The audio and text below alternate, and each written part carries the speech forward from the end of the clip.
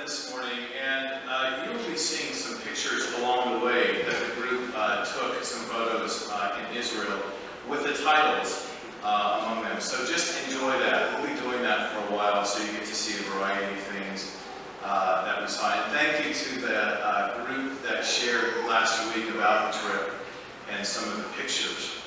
There is no greater experience than Vacation Bible School and Church Camp. And ask Linda Dietrich Moore and Katie Beal and Mary Frederick and all of the people at BBS. It's exhausting, but to spend time with these precious little kids is worth all the ministry in the world. So it's a wonderful thing, and it does add 20 years to your life. Notice, add.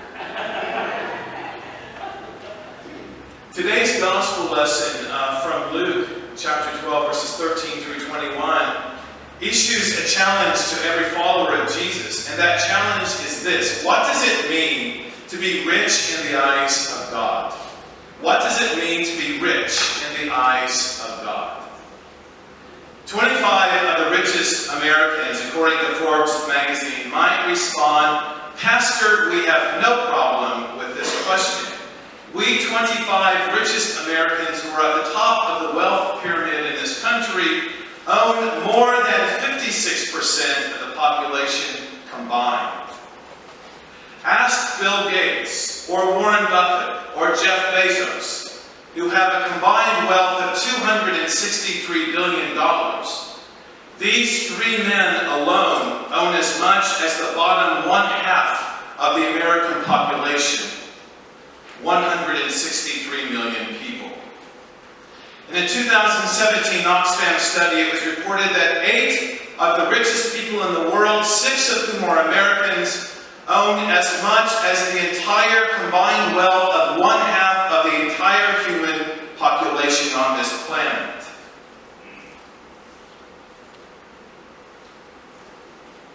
The richest 1% of Americans own more wealth than the bottom 90% of people.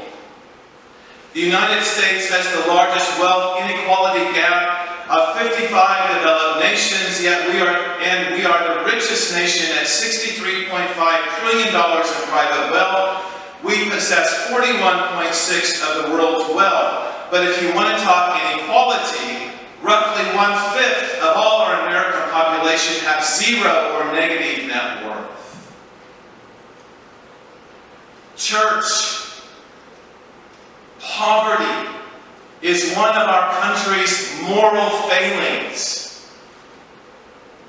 The prophet Ezekiel warns the leaders of God's people in Judah and Israel. He says, "Your leaders plot conspiracies just as lions stalk their prey. They devour innocent people, seizing treasures and extorting wealth.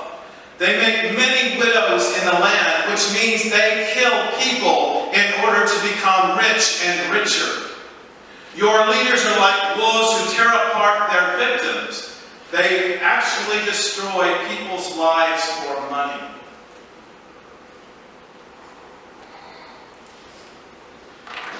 We are taught from a very early age that the fullness of life is found in getting or acquiring more, gaining and accumulating all that we can throughout our lives.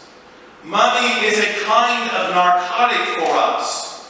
We hardly notice how rich we all are, our own prosperity, and we turn an eye to the poverty of many others.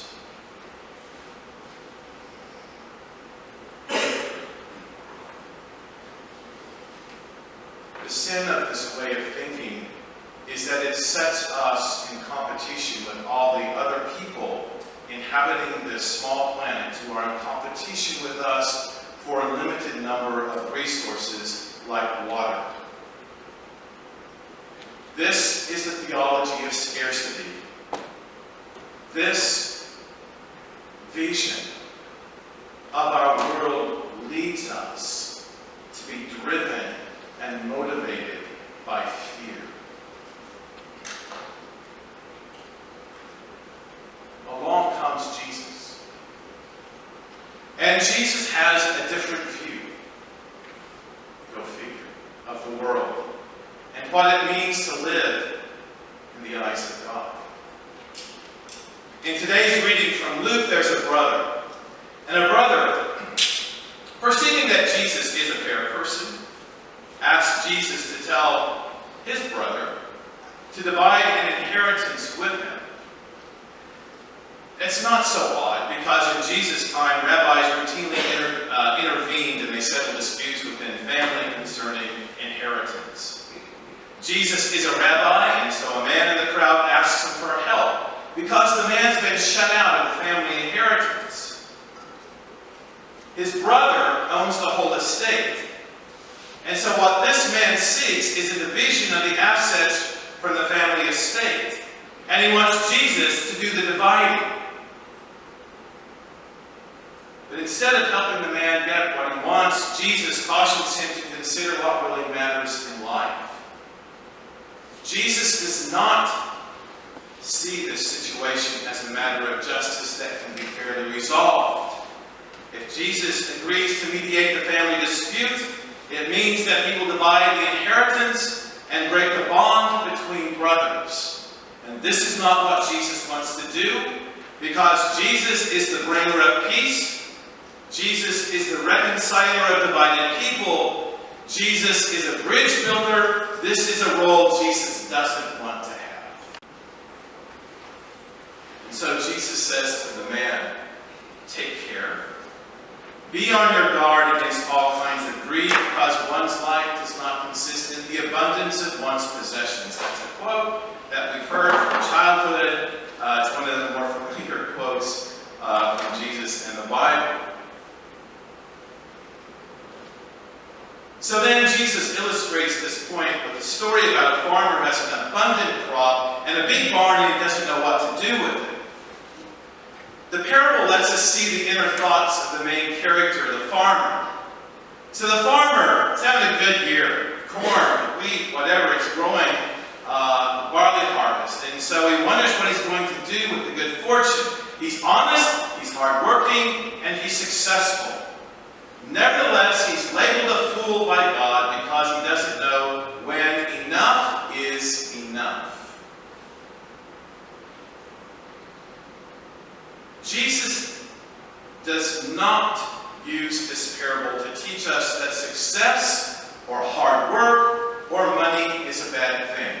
It's not. Okay? Let's get that straight. In fact, wealth can be a good thing. Wealth is a good thing because wealth can be shared with people who are in huge need or crisis. It's true for nations as well as it is individuals.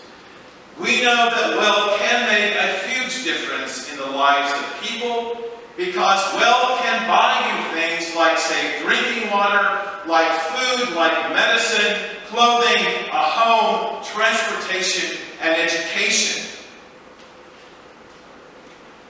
And the early church and the letters of Paul depended on wealthy people sharing their possessions in community, meaning their home, their food, and the resources with others. The early church met in the homes of the wealthy people. We saw some of that on the trip, especially in Rome, where there are 24 titular villas or original house churches where big basilicas have built over the churches, home estates, as a remembrance of the compassion of these wealthy people.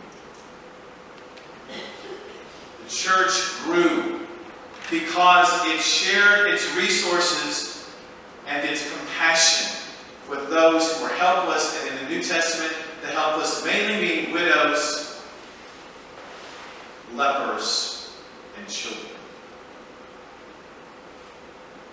So in Jesus' parable, God does not judge the farmer's wealth. Rather, the farmer is judged because of his attitude, of his heart, his soul, his refusal to share the abundance of his crops with others, and to not acknowledge that God is the source of all good gifts.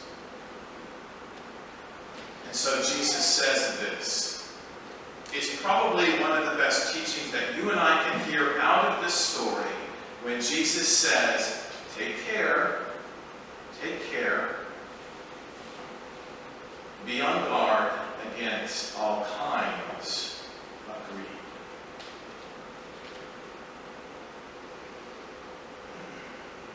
Jesus cautions us. Jesus cautions the church. Jesus cautions us because we know greed takes many forms. Its bigger barns are not only wealth and money, but greed also includes our ego, fame, power, sex, status, addiction, intelligence.